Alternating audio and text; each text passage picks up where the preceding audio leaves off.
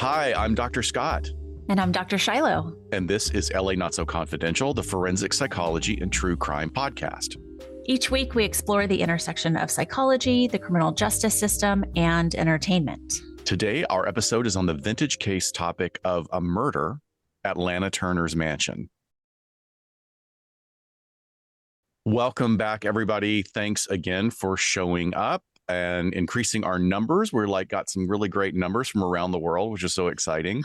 We had a great weekend. We did a great, really wonderful discussion live stream with author Frank Girardo last weekend covering his new book, which is entitled Becoming Clark Rockefeller: Murder, Love, Deception, and the Con Man Behind It All. And like Dr. Shiloh and Anna Delvey, I had a hard time stopping talking like Clark Rockefeller after I listened to several of his interviews. He's so, it's like if it wasn't a horrific, terrible, terrible crime that was involved in, clearly a double murder that he perpetrated, he would be hilarious because he's so narcissistic, so self-serving, and just... And this, I don't. Why are you talking to me like this? Jane, I can't. Aaron, why are you asking me that? Asked to be in front of the media after he's convicted, and then won't answer anything and just talks in circles. Right. I think the next conference you and I do as our presentation, you should talk as Anna Delvey, and I'll talk like Clark Rockefeller. We need to invest in some serious eyewear. I know, the big for these two. What do they call them? Statement glasses, right? Yes. Yeah, it was, I think, one of the best live streams we've done. Maybe just we know Frank and we hadn't seen him for so long, and he's just so lovely. And even though we literally just recorded that as we're recording this, we've been getting some good feedback of God, that guy's just so down to earth and cool. And we were just chatting. It was really, really nice.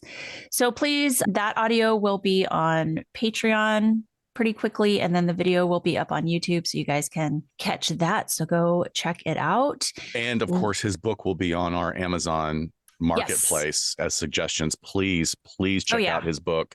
Fantastic writer. Well worth your investment. Yeah, definitely one of the LA true crime writers over the last few decades that just continues a legacy of great writers about crime here in LA. So last week was our episode 174, which is crazy, which means today's 175. But that was Sovereign Citizens Part 1, where we really just laid the foundation of their fringe legal theory, which is basically asserting that they're not subject to the authority of government entities. I mean, I guess that's the simplest way we can put it. Right. But it is a lot crazier than that. Yep. We review some of their wild antics and cover a few legal examples, all to set you up for Part 2, which is coming out next week. And that will cover the psychological constructs and possible explanations for this type of behavior, and some more case presentations, some pretty big high profile cases affiliated with Sovereign Citizens. So please check that out. People have been loving that one too. You can't wait for the next one on the 21st. Yeah. Well, I'd say we'd also had some mixed reactions. We also got contacted directly by some people who are listeners and going, "Oh, I have a relative who's fallen down this rabbit hole," and my heart just goes out to each and every one of them, because as we discuss in those 2 episodes, it is not diagnosable, but there's something going on with these individuals that really gets them fixated in this belief system. Yeah, it's kind of like when we had, when we were talking about QAnon, and we got a lot of emails of people who had quote unquote lost family members to that conspiracy movement. And so we went back and forth with a lot of folks on how to handle that.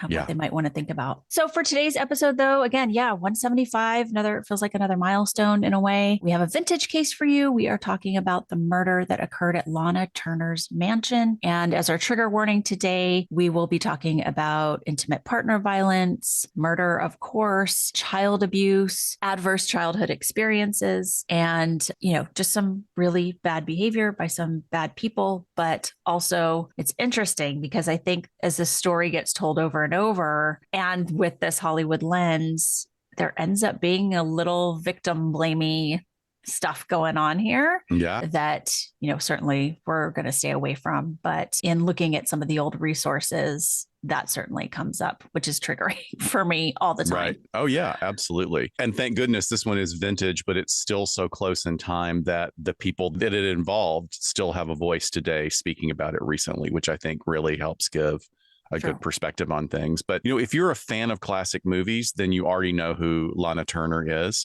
If you're not a huge fan, but you're getting into noir, Lana Turner is a great one to start with because she really starred in several sort of seminal noir films after being a very successful, not necessarily child star, but teen star. She was often hailed as the quote unquote sweater girl of Hollywood's golden era. She started on a remarkable journey to her stardom at just age 16. And that kind of both epitomized and glamorized and mythologized stories about Tinseltown. It was always the idea of Lana Turner being discovered at the soda fountain at Schwab's Right. pharmacy and soda counter in Hollywood. But sweater girl, where do we get that term from? We'll get back to it in a minute. So Lana was born on February 8th, 1921 in Wallace, Idaho. Like most stars of the time, she had a different given name. She was born Julia Jean Turner. Although once her extraordinary trajectory to fame was in motion, the studio went in with a tried and true formula of renaming actors. That seems to work. And there was a method to their madness. She, as a young starlet, needed a more tight and memorable name, one that was simultaneously generic and glamorous and marketable within the industry. And most importantly, at the time, which I was not aware of until doing this research, the names needed to be easy to pronounce. Oh, yeah. It Kind of couldn't be roll too off the tongue. exotic. It couldn't be too exotic. It had to roll off the tongue.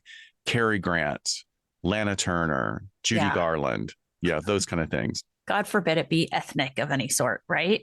Right. Jeez. Even Rita Hayworth, who was like, a Yeah. Mexican star, was rebranded and Mhm. reformed as well. So Lana's parents were still in their teens when she was born, and she was their only child. Her mother was Mildred Frances Cohen, and her father was John Virgil Turner. He was a miner that made very little money for the family. Therefore, he was also a bit of a con man and sometimes bootlegger.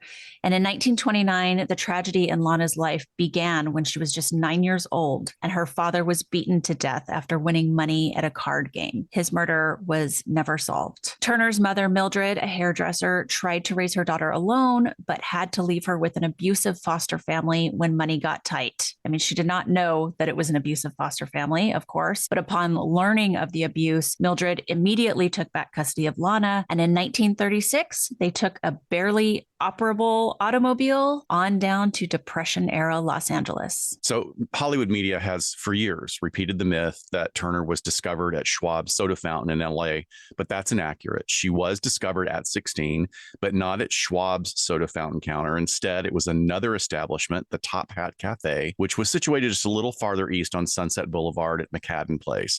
This location was directly across the street from Hollywood High School, where Turner was still attending as a student. And almost immediately, she was signed by MGM Studios and underwent a complete transformation that just really launched her into the spotlight very quickly. Even as a teenager, Turner had already developed a personal style and sense of beauty, charisma, and she had a very unique, sultry voice for such a young woman. And she became very quickly sought after in the exploding industry of the 1930s. So I'm one of those people right now that's getting more into these films. And I really probably couldn't have picked her out from a lineup of the other famous blondes from this era at all.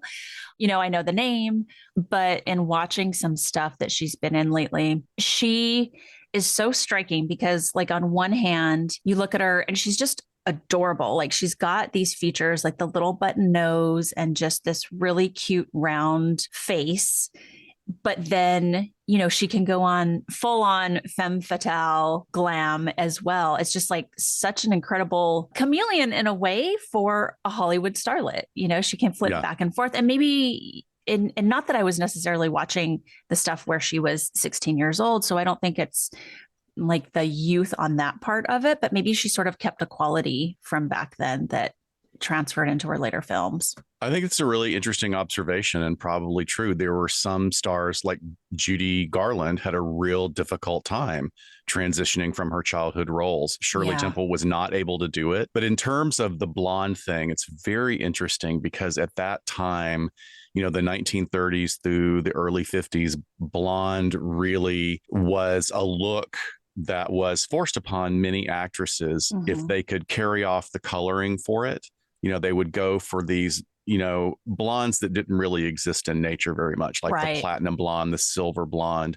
One, because it photographed well. It looked, it lit really well, although the chemical processes for hair back then just completely ruined people's heads. It was really bad. The reason we have hair conditioner today is because Marilyn Monroe's hair was so destroyed by the bleaching process and the hot lights that they had to develop something to protect hair. But it's very interesting that you see, if you watch any of these stars, particularly the females, through their development through the studio system, you see the studio constantly trying new looks until they find something that works. And she may have been part of a studio machine, but clearly she had some really very clear talent. One of her earliest roles was in the film They Won't Forget. That was in 1937, where she portrayed a small town girl caught up in a murder case that scandalized the gossipy community. And this is where she earned the title, the Sweater Girl, that I referred to earlier. And that secured her status as a symbol of both femininity and sexuality in the eyes of moviegoers. And in this very pivotal scene, she's playing a character named Mary Clay, and she wore a very form-fitting sweater. So she's young, but it's a form-fitting sweater. And there's a very innocent, but interpreted as provocative pose that she makes, which is a lean. And it's not like the super, super accentuated look, but it's definitely sexual. And as you make an observation later on, it's a little bit more adult than would be done for a 16-year-old today, I think. Yeah. So, like, is she wearing one of those pointy bras that they wore under their sweaters? Well, that was like a little 50s, bit later, right? Yeah. The sort of the missile nosed, super sharp was a little bit later. Yeah. Yeah, but I mean, whatever it was and however they dressed her, I certainly think that this doesn't age well because one, the studio comes up with this nickname for her of Sweater Girl, kind of like It Girl, right? Right. But it's based on a piece of calling clothing. attention to it, right? Yeah. They're calling it like the It totally. Girl means sexuality. Like when was that Clara Bow, the It Girl? I'm not sure. I think it may have been Clara Bow, but it's all connoting something that's a little bit lascivious, I believe. Well, and then you go and watch the film and she's not in it for very long. And her character, this 16-year-old, is raped and murdered in the film, and they're choosing to sexualize her for publicity. Yeah. Yeah, that's a really good point. I mean, for all of that, we talked about this in other vintage episodes about the Hays Code that was ostensibly trying to stamp down, I guess, like overt violence and overt sexuality, but the parameters for subject matter when it came to age and sexuality, that in itself was more flexible. And I think what you're talking about is a perfect example of that. Yeah. So Turner's portrayal of the character, coupled with her striking appearance, nonetheless catapulted her into fame virtually overnight.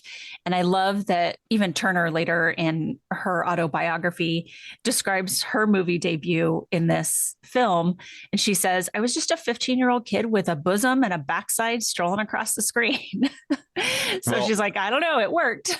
Right. And there's an interesting contradiction right there because all of the myth talks about her being discovered at age 16 sitting at the soda counter, and 16 versus 15 is a big difference in state law at that time, right? You could think of the 16-year-old as eligible to be married and it's appropriate, but what she's revealing subtly is like, no, I wasn't 16, I was actually 15. Yes, because she was one that kind of toyed with what year she would say she was born. Right. So whether that was done right at the beginning or at the end, or if the studios had her change it, I don't know. But her performance garnered critical acclaim and set the stage for her ascent to stardom.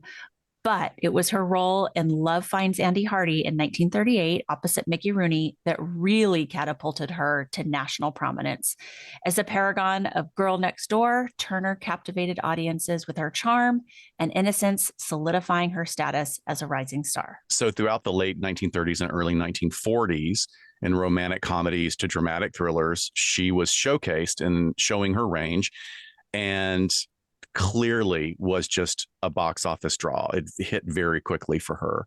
In films like Ziegfeld Girl in 1941 and Johnny Eager in 1942, it then established her at the next level of her career. She's established as a leading lady rather than just all these support roles. And she was also now getting critical acclaim and a lot of good reviews, accolades, all of these things building a solid foundation for a long and illustrious career, basically.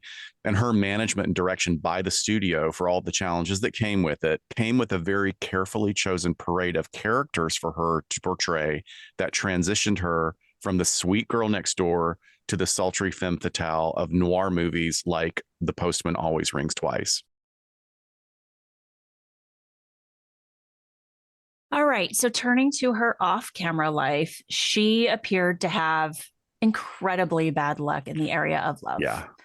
Her first marriage to bandleader Artie Shaw was brief and calamitous. Shaw, as reported by The Atlantic, was previously engaged to actress Betty Grable when he impulsively married Turner in Las Vegas. However, the relationship quickly deteriorated, and Turner, only 19 at the time, filed for divorce a few months later, citing Shaw's infliction of, quote, severe mental anguish. Despite her setbacks, Turner ventured into love again, but enduring happiness remained elusive. In 1942, she married restaurateur Steve Crane, only to discover their marriage wasn't even valid due to Crane's unresolved divorce. Although their first attempt was annulled, they remarried in 1943 while Turner was pregnant with their daughter Cheryl. However, the arrival of a child failed to salvage their relationship, leading to Turner filing for divorce in 1944. Although Turner was finding great success in films like Slightly Dangerous and The Postman Always Rings Twice in the mid-1940s, her personal life continued to be tumultuous. Despite these setbacks, Turner remained hopeful in love, embarking on a relationship with fellow actor Tyrone Power in 1946. However, Power, like Crane, was still married, and Turner, now pregnant again, opted to terminate her pregnancy to avoid a scandal, and their romance ended in heartbreak. But seemingly undeterred by failed relationships, Turner once again tied the knot with tin plate heir Henry J. Bob Topping in April 1948. Despite an initial honeymoon phase, the marriage soured due to Topping's gambling and financial woes, leading to divorce in December of 1952, making the 4-year marriage her longest to date. Despite her personal struggles, Turner's acting career continued to thrive. In 1953, she married Lex Barker, renowned for his Tarzan films. However, their union was marred by allegations of Barker's sexual abuse toward Turner's young daughter, Cheryl. Cheryl first told her grandmother about the abuse, and the grandmother told Lana. Turner reportedly confronted Barker by putting a gun to his head as he slept. She kicked him out of the house and divorced him, ending another disastrous marriage. Later, as an adult, Cheryl reported that Barker first molested her when she was just 10 years old in the family sauna, and that the abuse progressed to violent rapes throughout his marriage to her mother. Okay, so I'm just mentally exhausted considering all of these marriages and relationships. I don't know how she did this with an amazing career. Vanity Fair said that Lana, quote, comes across as a fundamentally good-hearted but woefully gullible romantic, someone who bought into the Hollywood star system hook, line, and sinker. Lana, in her autobiography, speculated that the trauma of the murder of her charming gambler father may have led to her many obsessive love affairs. After all of this, Turner became involved with Johnny Stompanato, a mobster linked to Mickey Cohen's criminal network, marking yet another ill-fated chapter in her romantic history. So I do want to take a moment before we get into the crime of the decade, as it were. Yeah. To say maybe give her a little bit of defense after all these toxic relationships she's been in. Let's talk about there's a lot of indication that Stompanato, that we're going to be talking more about, completely misrepresented himself intentionally in order to get into her life. So perhaps her Yeah. radar was wrong, but in this case, she really fell for someone who was intentionally portraying himself as someone different. Because in 1958, her entire glamorous Hollywood life was just shattered in a brutal form, particularly brutal because it included her daughter and her then lover, at the aforementioned Johnny Stompanato. With her history of multiple marriages and high profile romances, she now found herself at the center of a media storm when her violent and unpredictable lover was fatally stabbed by her then 14-year-old daughter. So Stompanato had a long history with organized crime that led to multiple brushes with the law, including arrests for vagrancy and suspicion of robbery at the least. Those are the smallest things he was accused of. And despite his criminal ties, he was able to navigate his way through the glamorous parties of the Hollywood elites. He was dark, brooding, and handsome. He became romantically involved with former actress Helene Stanley, whom he later married. And in an excerpt from Cheryl Crane's biography, she states, Johnny had B picture good looks, thick set, powerfully built, and soft spoken, and talked in short sentences to cover a very poor grasp of grammar, and spoke in a deep baritone voice. With friends, he seldom smiled or laughed out loud, but he seemed always coiled, holding himself in. He had hooded, watchful eyes that took in more than he wanted anyone to notice. His wardrobe on a daily basis consisted of roomy draped slacks, a silver buckled skinny leather belt, and lizard shoes. Throughout the 1950s, Stompanato's criminal activities continued, marked by arrests and associations with notorious figures. But let's go back a little bit. He was born John Stompanato Jr. into an Italian-American family in Woodstock, Illinois. His mother died shortly after his birth, leaving him to be raised by his father and stepmother. He attended Kemper Military School before serving in the U.S. Marines during World War II. And after the war, he married Sarah Yutush in China, but later left her and their son to pursue this turbulent life in Hollywood. As mentioned before, he was briefly married to actress Helen Stanley before immersing himself in the city's underworld, working as a bodyguard for gangster Mickey Cohen, and he oversaw aspects of his illicit activities here in LA. So while all of that's going on for him, Lana Turner's life and career is still basking in the limelight, and she was navigating all these complex interpersonal relationships that you covered earlier. But despite, or perhaps because of, all of these relationship dramas, this really only added to her high profile persona in Hollywood, because a little scandal never hurt anybody. And it only constantly brought media attention to what was going on with her, which was, a way to keep her in the news, as well as her pictures being released.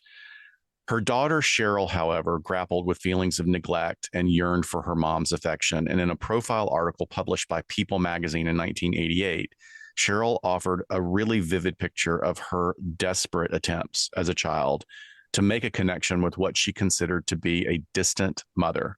In the interview and in segments from her book, she admits to resorting to visits to the interior of her mother's closet just to, quote unquote, inhale her essence. Very That's sad. so sad. I know. Amidst his association with organized crime, Stompanato developed a reputation for his romantic pursuits, particularly among Hollywood starlets. His attention soon turned to Lana. It was during this tumultuous period that Stompanato, using the alias John Steele, embarked on a relentless pursuit of Turner, showering her with incessant phone calls, letters, and lavish gifts, including flowers, jewelry, and even a commissioned portrait. Stompanato spared no effort in courting the iconic actress. However, upon discovering Stompanato's true identity, Turner confronted him only to receive a chilling assertion of possession and control by him. Reportedly, Stompanato declared, "If I'd revealed who I really was, you would not have had anything to do with me. Now that I have you, I'll never let you go." And a statement like that clearly indicates a great deal about the intensity and volatility of their relationship. And unfortunately, Stompanato's aggression continued to escalate with reports of physical abuse towards Turner and threats directed at both her and Cheryl. Turner's attempt to break free from the toxic dynamic came during her filming in England, where she sought to distance herself from him. In 1957, tensions peaked when Stompanato became consumed by jealousy over Turner's connection with future James Bond actor Sean Connery. Stompanato took a drastic action. He flew to London and made his way to the set of Another Time, Another Place. And reportedly, he confronted Connery with a gun, seeking to assert his dominance. However, Connery, as I could totally imagine, standing as an imposing 6'2" with a background in bodybuilding and martial arts, swiftly disarmed Stompanato by bending his hand back. And the incident led to Stompanato's expulsion from the UK after the police intervened. Can you imagine it? Stop it, Stompanato. Oh my God, I picture this. Picture this so many times in my head.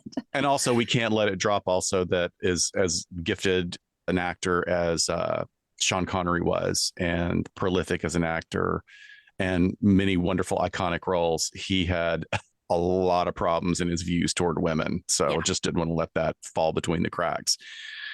But back to Stompanato. The tension reached a real boiling point back in LA as Turner planned to sever her ties with him for good. And on the night of the 1958 Academy Awards, Lana and Cheryl returned to their room at the Beverly Hills Hotel, and Johnny was there waiting.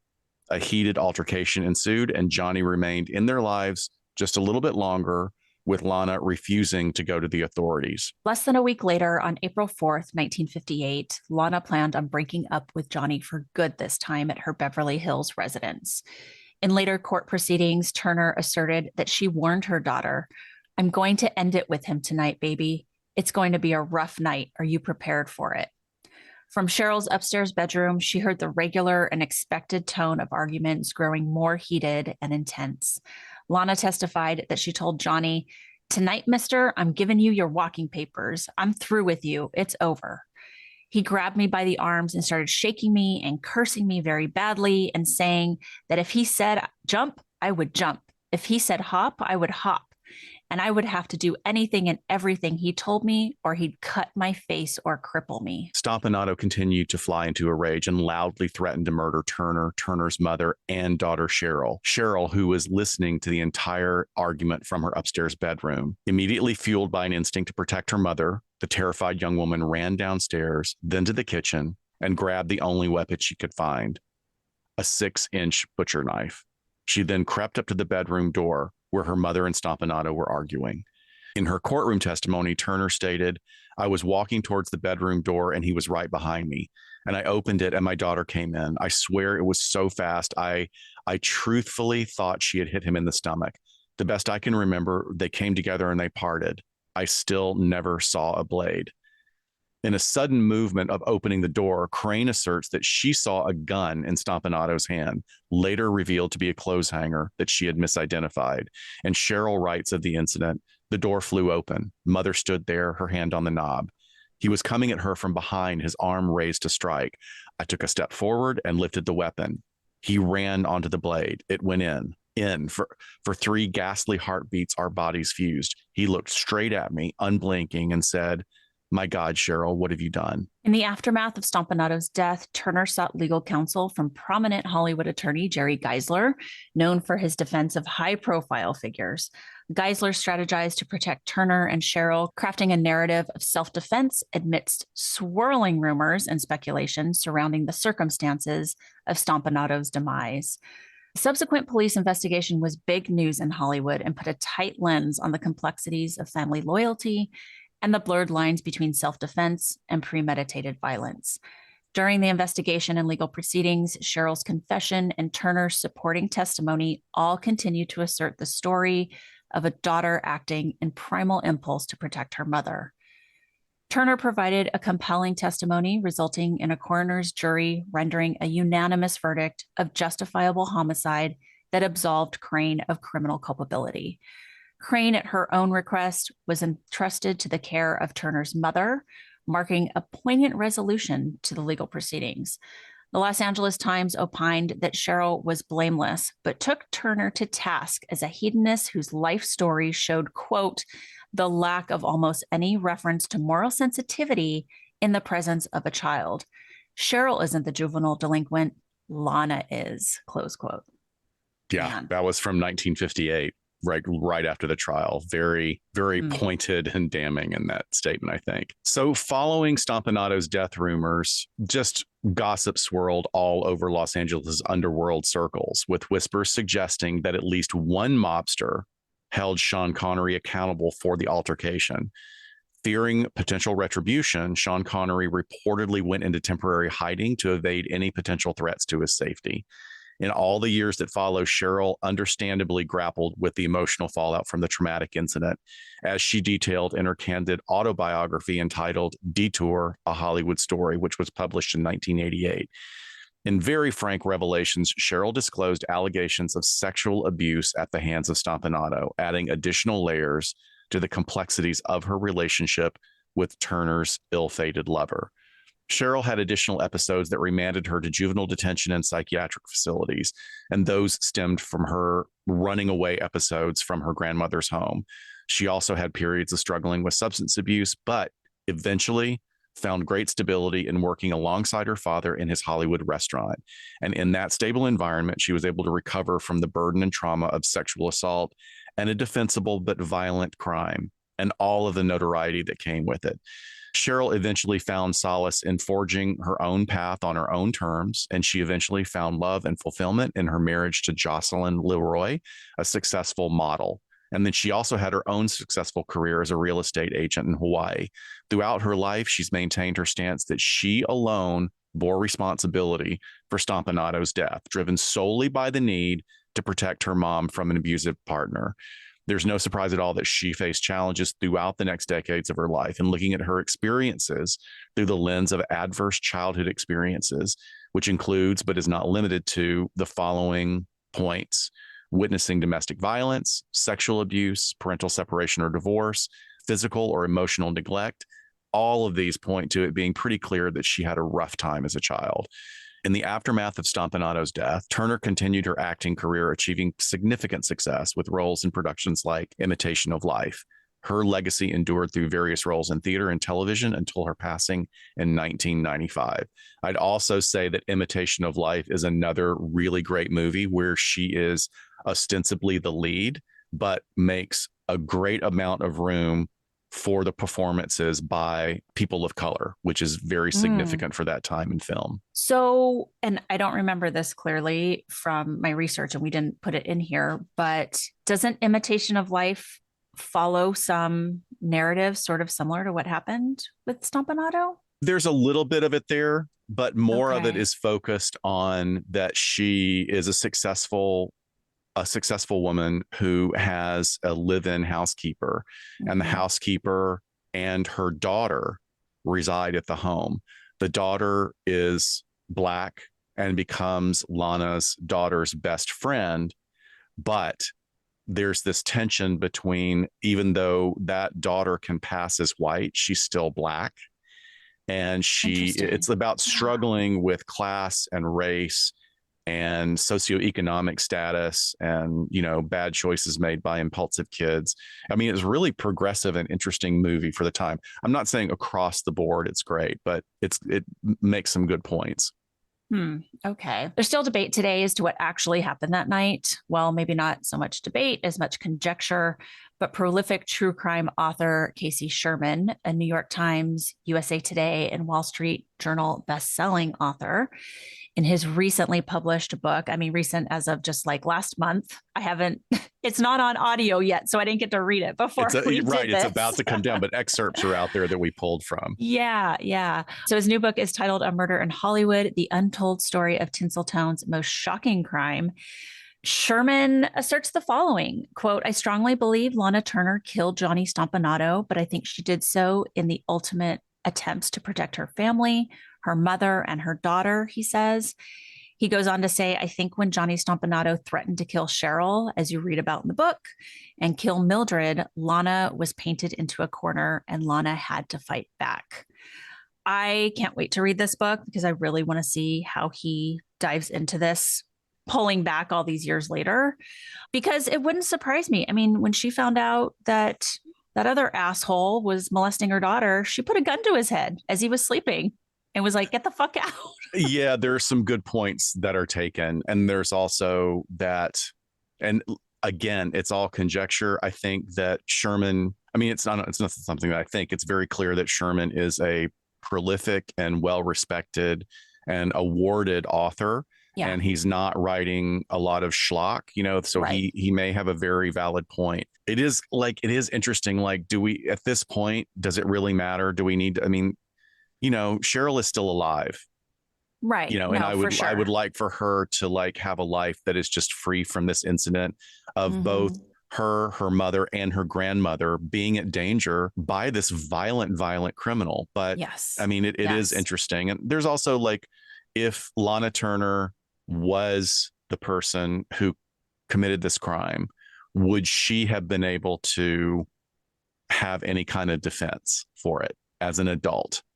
I don't That's another know. question, right? I don't know. But there's so many questions. So we decided to bring you a little piece of looking at the research of children who do kill abusive adults. Right. Just, I mean, obviously, Lana and Cheryl's story is totally an outlier, right? Just because of the high profile nature and how it went down. That's not the norm, if you will, as we kind of look into the research and see what happens with these kids. So just Right. a little bit for you guys. Yeah, because in the earlier section on Lana's upbringing, I think that you highlighted some very important factors that impacted her future relationship history. When she was placed in that horrible foster care situation, she likely either experienced assault or violence, or she witnessed domestic violence. And then she was also thrown into a very adult world early on. And while we don't have any direct evidence about her being further traumatized by the Hollywood movers and shakers, that's not something that she particularly revealed. There are a lot of actresses from that era that have come forward with really disturbing stories about sexual assault and coercion perpetrated by the studio heads. Even with the golden age of Hollywood's level of megastar and highly profitable statuses, actors were still extremely vulnerable to the rules laid down by the powerful handful of men who ran the studios. MGM head Louis B. Mayer, along with Harry Cohn of Columbia Pictures and Jack Warner of Warner Brothers, were just a few of the men that were well known to be utilizers of the casting couch, where wannabe actors and actresses were coerced with unwanted sexual demands, with the potential return of the promise of stellar careers. I heard one time, there's sort of an apocryphal story in Hollywood that somebody was asking about very frankly in an acting class about sleeping their way to the top, and the teacher responded, well, make sure you get the part first. Don't put Yeah. out without anything Right. there. But I don't know, that's a little bit of an inappropriate joke for what women were actually experiencing. Of course. Shirley Temple even asserted in her memoir that a producer had exposed himself to her when she was 12 years old. And she wasn't the only one. Patricia Douglas was raped by a sales executive in a 1937 party that was happening for the studios. And when she tried to take legal action, the MGM system just absolutely weaponized the media against her to vilify her until she just ended up being exhausted and dropping the charges. And of course, Judy Garland was signed to an exclusive agreement with MGM at just age 13 in 1935. And she was immediately put to work with an unbelievably emotionally demanding and physically exhausting schedule of singing and dance rehearsals. Actors, no matter the age, were regularly required to work 6 days a week, many times up to 18 hours a day. And shortly before her really sad death at age 47 from an overdose, Garland stated, they'd give us pills to keep us on our feet long after we were exhausted. They'd take us to the studio hospital and knock us out with sleeping pills. I remember Mickey Rooney sprawled out on one bed and me on the other. And then after 4 hours, they'd wake us up and give us the pep pills again so we could work 72 hours in a row. Oh, it's so gross.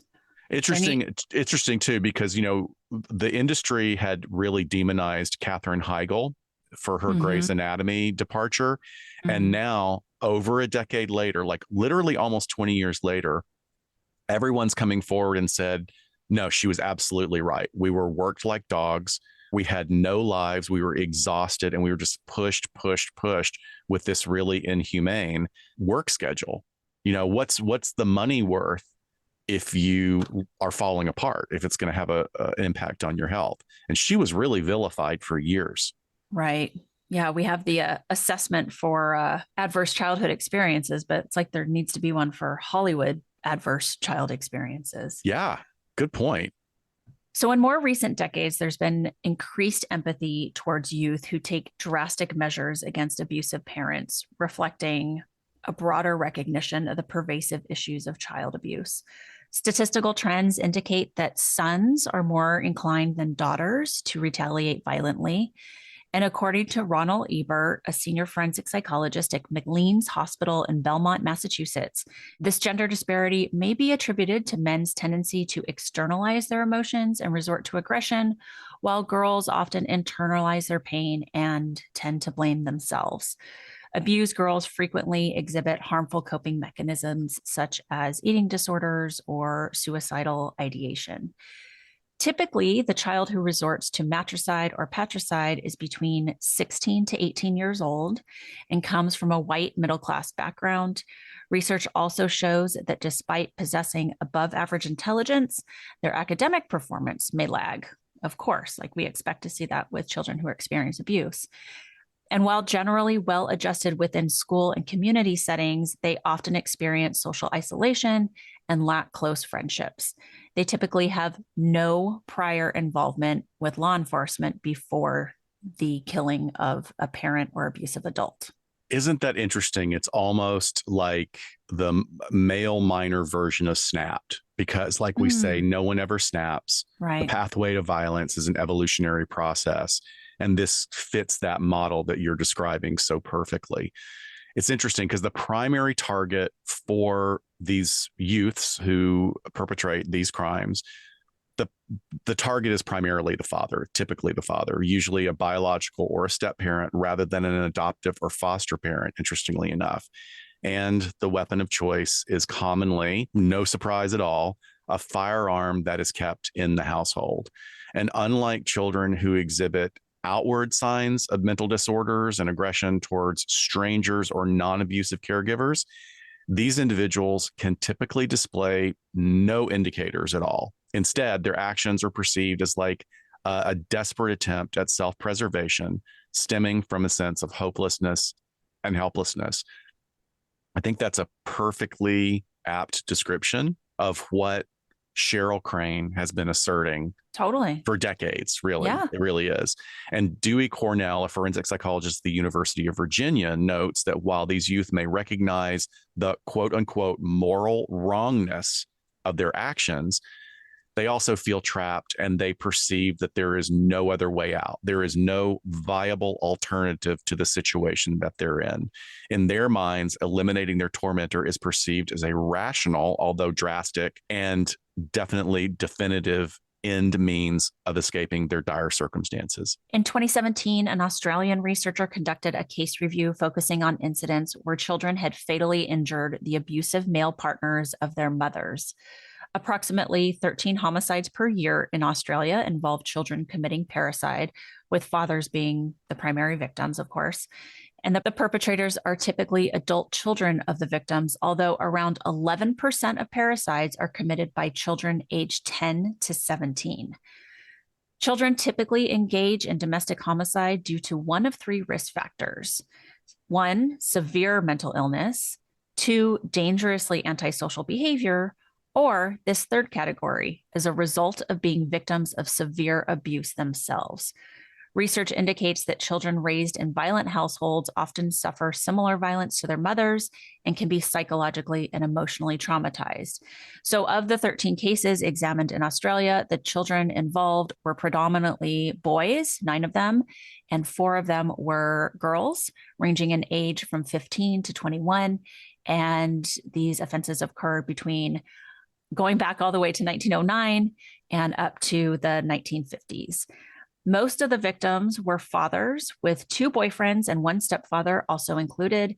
These men subjected the women and children to severe and ongoing violence, including verbal abuse, beatings, and attacks with weapons. Family members testified to the brutality they endured, with mothers commonly reporting threats from the men to kill them and their children. It's an interesting study, even if we consider that it's a small sample size. I am really sort of intrigued by the fact that they went for such a long period of time. Like, that's over 100 years, basically looking at reported crimes. And it just makes me think that there's probably a lot more that fell between the cracks that they weren't able to identify as potentially to be used within that study. So the case review found that formal intervention prior to these homicides was minimal, with only 2 of the male abusers being held accountable by the state for their violent behaviors. In many instances, the violence escalated until the children felt compelled to act in defense of themselves or their mothers, and of course, resulted in tragic outcomes. But what's really interesting is that the primary cause of death in most of these cases were, not surprisingly, gunshot wounds. But maybe Often, surprising for Australia, right? wow, good point. Yeah. Although, I mean, so the research that you found indicated that they were ex-service weapons. Right. So that further pulls down the sample size with an additional factor of they were either military or law enforcement, right? Because Probably military, I'm guessing. And I don't know the rules on this back to 1909, but in Australia, police officers aren't allowed to bring their weapons home. They yeah, have to leave them at work. So it's probably military mostly. Well, some children are reported to have used weapons that they had been previously threatened with by their fathers or stepfathers, or been threats against their mothers, just illustrating like a real grim irony. It reminds me a lot of the neo-Nazi that was like really huge in the news for a while. Like he was just, here's a well-spoken Nazi, here in the US, and he gets just murdered by his kid with his own weapon. And then all this history of abuse comes out that he was not like this, family loving Nazi. Interesting stuff. Almost all the children were charged with murder, although in 2 cases, charges were dropped following coroner's inquiries where the deaths were deemed justifiable or accidental. And surprisingly, all male juries acquitted the defendants in all cases, despite the possibility of alternative manslaughter charges. And this just further highlights the challenges of addressing cases of domestic violence and their intersection with family homicides within the legal system, not just in Australia, but here in the US as well, clearly. Interesting stuff. I mean, at the end of the day, yes, this was definitely a small sample size. And generally, the child perpetrators in these cases look different than a Hollywood star's daughter. But when you get down to the nitty gritty of how these kids were feeling, we're talking about kids with underdeveloped brains that are, like you said, kind of feeling like they're painted into a corner where this makes sense. This is going to stop the violence that hasn't been stopped before. And sometimes you just need to do something different and drastic to give you and your other victim parent, any hope of surviving. Yeah, I mean, this even goes back, it is very sad. And it goes back to even our previous documentary review regarding the young boy that was kidnapped by his dad and just isolated and abused and left basically with no interaction with anybody else.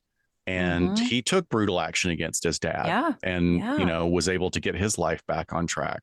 I mean, again, we're not justifying violence in this way, but I think that, like the Australian study sort of points out, is that we have a real lack in providing interception and intervention of these types of behaviors when there's familial abuse that's chronic, that's severe, that impacts these kids. And just to clarify what you said before anybody comes for us, when you said underdeveloped, we're talking about just normal procedure. I mean, the normal progress of development of a human's brain goes through many stages. And one of the things that happens when kids are not fully developed is impulsivity, because you haven't completely gelled all your executive functioning in the frontal lobes.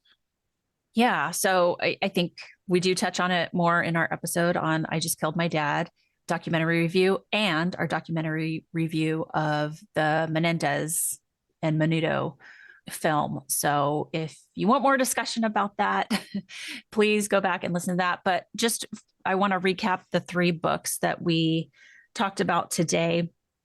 if folks want any further reading on this story. So Lana Turner's autobiography came out in 1983. It's called Lana, the Lady, the Legend, and the Truth. And then Cheryl Crane's book came out in 1988, and that was Detour, A Hollywood Story. And then the new book that came out or is coming out is A Murder in Hollywood, The Untold Story of Tinseltown's Most Shocking Crime by Casey Sherman. Awesome. We got you the latest books on these. We also include in our show notes some links to websites that tell like alternative stories and give some alternative background. So I think that they should be taken with a grain of salt, but I do think that they're important to read for more background information on Stompanato, because that isn't necessarily covered in all of the books about his ties to the criminal world. And a lot of these articles are a lot more forward with that information. Then again, don't know if it's verified or factual, but it is interesting when we look at the big picture.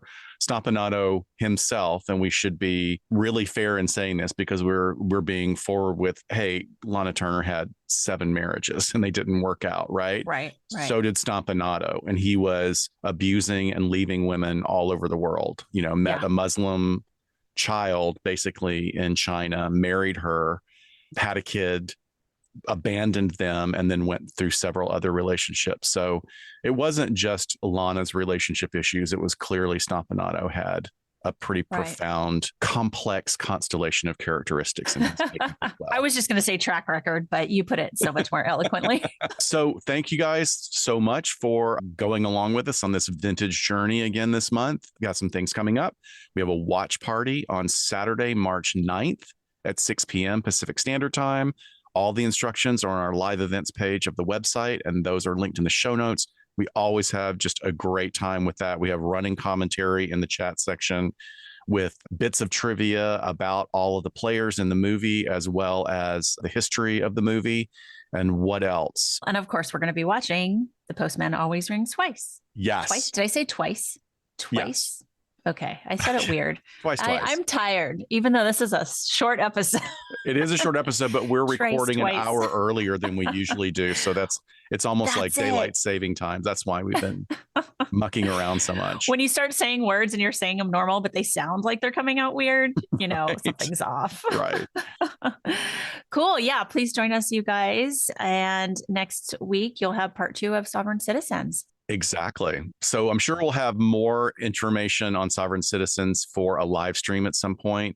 And we just did get confirmation that a really good friend of mine, Steve Cubine, from his own podcast, Beneath the Hollywood Sign, will join us on a live stream to give the Hollywood information in depth on this particular case. So we're really looking forward to that. Yeah. Yeah, that'll be in March as well. We don't have a date yet, but we'll let you guys know. But till then, we'll see you next time on LA Not So Confidential. Bye, folks. Bye.